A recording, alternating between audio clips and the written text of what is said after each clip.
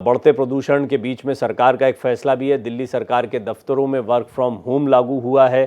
50% कर्मचारी घर से ही काम करेंगे। दिल्ली के पर्यावरण मंत्री गोपाल राय ने इसका ऐलान किया है।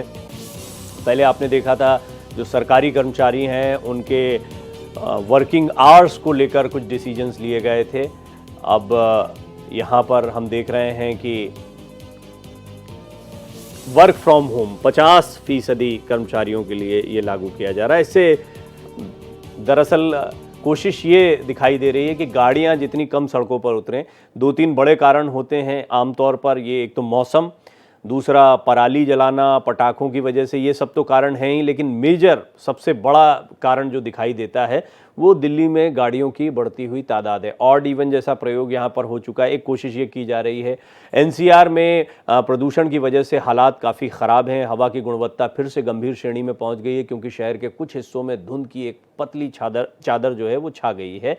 विजिबिलिटी जो है वो काफ़ी कम हो गई है। AQI निचले स्तर पर पहुंच गया है। ऐसे में दिल्ली या AQI इतना ज़्यादा दिखाई पड़ रहा है जो कि बहुत ही ख़तरनाक स्थिति को दर्शाता है। ऐसे में दिल्ली सरकार ने बड़ा फैसला लेते हुए सरकारी दफ्तरों में 50% कर्मचारियों के लिए वर्क फ्रॉम होम की नीति लागू करने का फैसला किया है।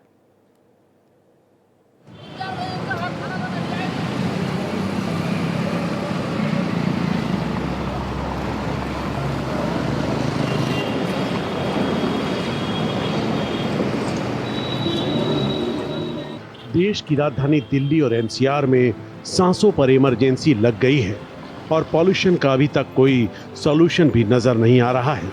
पिछले कई दिनों से लगातार AQI गंभीर प्लस श्रेणी में बना हुआ था।